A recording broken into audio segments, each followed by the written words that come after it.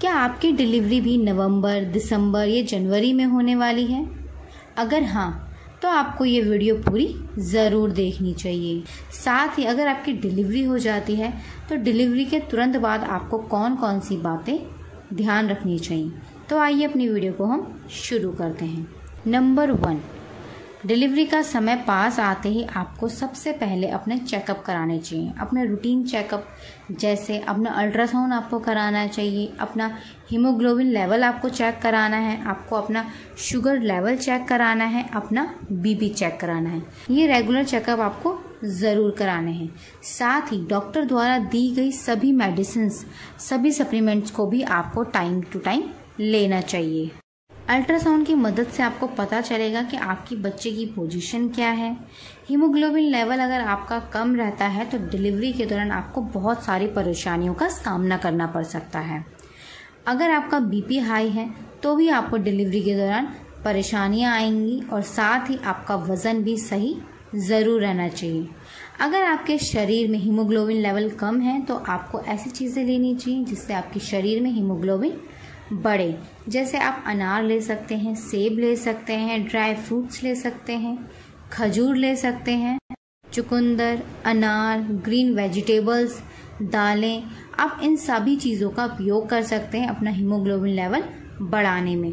साथ ही आपको आयरन के सप्लीमेंट्स भी लेने चाहिए जो आपको डॉक्टर ने दिए हों।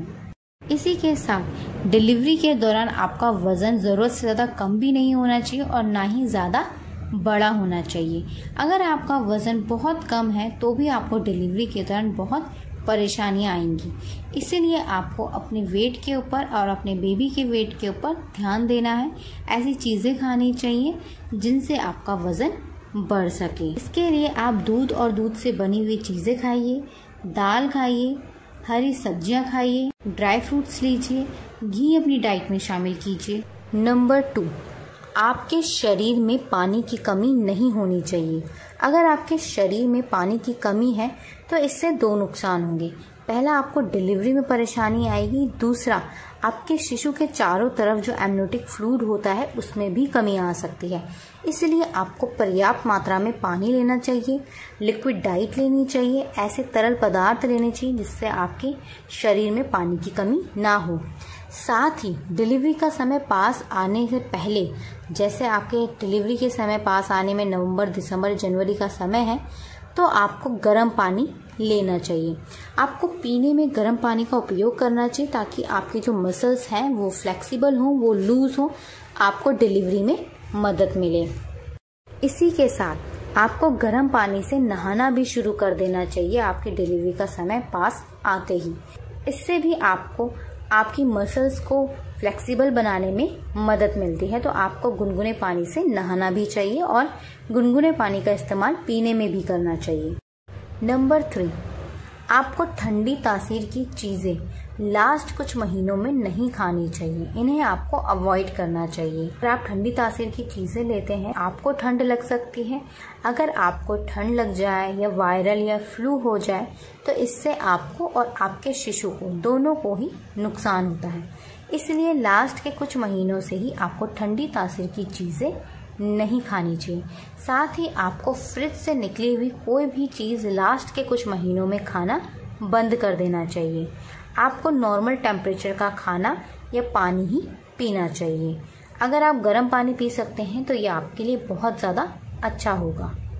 नंबर 5, डिलीवरी का समय पास आने पर आपको वॉक और एक्सरसाइज और योगा नियमित रूप से करनी चाहिए।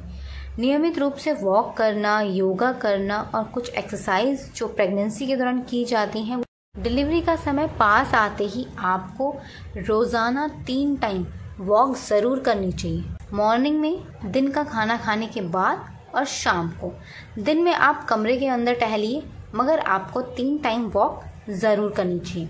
डिलीवरी के दौरान की जाने वाली एक्सरसाइज जैसे chair position, butterfly, duck walk, ऐसी एक्सरसाइज आपको ज़रूर करनी चाहिए। इनके लिए आप अपने डॉक्टर्स की मदद भी ले सकते हैं। अब आपको अपना डिलीवरी बैग भी रेडी कर लेना चाहिए। आपको अपने लिए और अपने बच्चे के लिए शॉपिंग करनी चाहिए और बैग में सामान पैक करना चाहिए। बच्चे के लिए जब आप पैकिंग करें तो उसमें आप ऐसी चीज़ें रखें जिससे बच्चा फुली कवर्ड हो।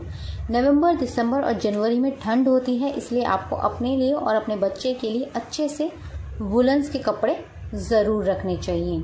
डिलीवरी से पहले और डिलीवरी से बाद आपको अपनी बॉडी को कवर रखना चाहिए। आपकी बॉडी में ठंड नहीं लगनी चाहिए, आपको ठंडा नहीं लगना चाहिए। अब बात करते हैं डिलीवरी के बाद आपको किन बातों का ध्यान रखना चाहिए। नंबर 1, डिलीवरी के बाद आपको अपना सर, अपना हाथ और अपने पैर अच्छे से कवर करने चाहिए। आपको ठंड नहीं लगनी चाहिए, इस बात का आपको खास ध्यान रखना है, क्योंकि अब अगर आपको ठंड लगेगी तो इसका सीधा इफेक्ट आपके न्यूबॉर्न बेबी के ऊपर पड़ेगा। साथ ही आपको अपने न्यूबॉर्न बेबी को भी अच्छे से फुली कवर ज़रूर रखना है। नंबर 2, डिलीवरी के बाद महिलाओं को भी बॉडी मसाज की बहुत अधिक ज़रूरत होती है। जितना ही ज़रूरत न्यूबॉर्न बेबी को होती है उतनी ही अधिक ज़रूरत नई माँ को भी होती है। तो जिनको पता है कि डिलीवरी के बाद कैसे मालिश की जाती है एक न्यू मदर की, आप उनकी मदद से अपनी मालिश ज़रूर कराइए। इससे बहुत अधिक फ़ायदा होगा आपको। आगे चलकर आप पैरों में दर्द, पीठ में दर्द, कमर में दर्द ऐसी कोई भी शिकायत नहीं रहेगी। इसलिए आपको कंटिन्यू 1 महीने तक अपनी मसाज ज़रूर करानी चाहिए। नंबर 3, डिलीवरी के बाद आपको अजवाइन का पानी, अदरक का पानी कंटिन्यू 1 से 1.5 महीने तो ज़रूर पीना चाहिए। अगर आप 6 महीने तक भी पीते हैं तो भी आप इसका सेवन कर सकते हैं। इसकी मदद से आपकी बॉडी रिकवर होती है और बेबी के लिए ब्रेस्ट मिल्क अच्छा बनता है। साथ ही आपको लंबे समय तक भूखा नहीं रहना। डिलीवरी के बाद भी आपको थोड़ी थोड़ी देर में कुछ ना कुछ खाते रहना चाहिए। ड्राई फ्रूट्स खाइए, दूध और दूध से बनी हुई चिप्सें खाइए। ऐसी कोई भी चीज़ें आपको नहीं खानी चाहिए जिनसे आपको गैस बने। अगर आप ऐसा कुछ भी चीज़ लेते हैं जिससे आपको गैस बनती है तो इसका सीधा इफेक्ट आपके बेबी पर पड़ता है।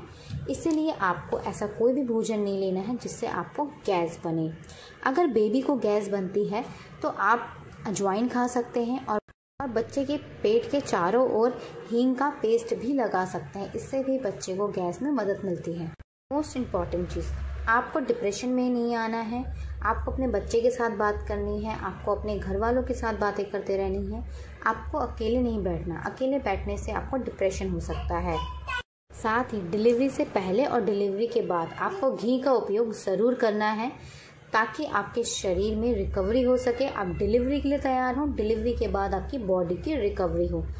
अगर आपका सी सेक्शन हुआ है तो डिलीवरी के बाद डॉक्टर के द्वारा दी गई सारी मेडिसिन आपको लेनी है। अगर आपको रेडनेस दिखती है, ईचिंग दिखती है या घाव दिखता है तो आपको तुरंत जाके अपने डॉक्टर से मिलना चाहिए। कोई भी सवाल या सुझाव हो तो कमेंट करके ज़रूर लिखिएगा। अगर आप हमें फेसबुक पे देख रहे हैं तो प्लीज़ हमें फॉलो ज़रूर कीजिएगा। अगर आप हमें यूट्यूब पे देख रहे हैं तो हमें सब्सक्राइब करना मत भूलिएगा। साथ ही बेल आइकन ज़रूर प्रेस कीजिएगा। अगर आपको हमारी ये वीडियो पसंद आई हो तो प्लीज़ इस वीडियो को लाइक और शेयर ज़रूर कीजिएगा। हमारी वीडियो को पूरा देखने के लिए आप सभी का धन्यवाद। मिलते हैं आपसे नेक्स्ट वीडियो में। तब तक के लिए अपना ध्यान रखिएगा।